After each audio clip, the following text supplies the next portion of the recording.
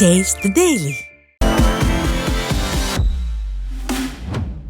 கன்னியாகுமரி சட்டமன்ற தொகுதிக்குட்பட்ட அனந்த பத்மநாபபுரம் பகுதியில் அங்கன்வாடி மைய கட்டிடத்தை முன்னாள் அமைச்சர் தளவாய் சுந்தரம் பொதுமக்கள் பயன்பாட்டிற்கு கொண்டு வந்தார்.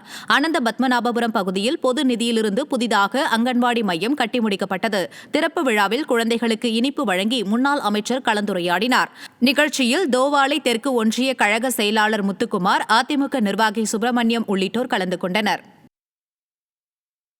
ராணிப்பேட்டை மாவட்டம் அரக்கோணம் அருகே பழங்குடியினர்களுக்காக கட்டப்பட்ட 100 வீடுகளை அதிமுக சட்டமன்ற உறுப்பினர் சு. ரவி நேரில் ஆய்வு செய்தார்.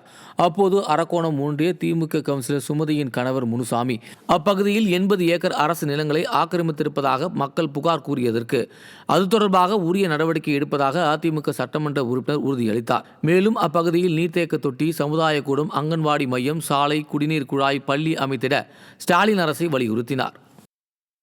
பெண் கவுன்சிலுடைய கணவர் முனுசாமி மீண்டும் அவர் இந்த பகுதியிலே இங்கே இருக்கக்கூடிய பழங்குடியின மக்களை, இங்கே இருக்கக்கூடிய பொதுமக்கள், உள்ளே வரக்கூடிய பொதுமக்களை, ஆடு மாடுகளை எப்படி அவரை மடக்கி வைத்திருந்தாரோ அதே போல மீண்டும் எல்லா தொந்தரவும் அவர் கொடுத்து கொண்டிருக்கிறார். கடலூர் மாவட்டம் வல்லம்படுகை கிராமத்தில் திமுக சார்பில் குறைதீர்ப்பு முகாம் என்ற போர்வையில் நடத்தப்பட்ட நாடக முகாமில் இலவச மனைப்பட்டா திட்டம் குறித்த புகார்களை ஏற்க மறுப்பதாக குற்றச்சாட்டு எழுந்துள்ளது.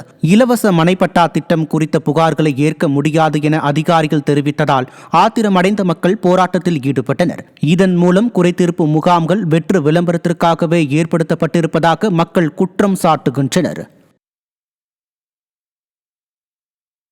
திருப்பூர் ஆட்சியர் அலுவலகத்தில் நடைபெற்ற விவசாயிகள் குறைதீர்ப்பு கூட்டத்தில் தாராபுரத்தை சேர்ந்த 100க்கும் மேற்பட்ட விவசாயிகள் தங்கள் பகுதியில் சிப்காட் அமைவதற்கு எதிர்ப்பு தெரிவித்து தர்ணாவில் ஈடுபட்டனர்.